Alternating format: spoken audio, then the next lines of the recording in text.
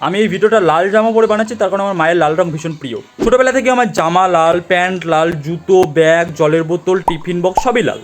লোকে আমায় লালটু বলে ডাকতো। মাঝে মাঝে অকারণে আমার মা থাপড়ে আমার গাল লাল করে দিত, তার কারণ আমার তো মায়ের লাল রং ভীষণ প্রিয়। আমাকে লাল শাক দিয়ে ভাত মেখে মেখে খাইয়ে বড় করেছে।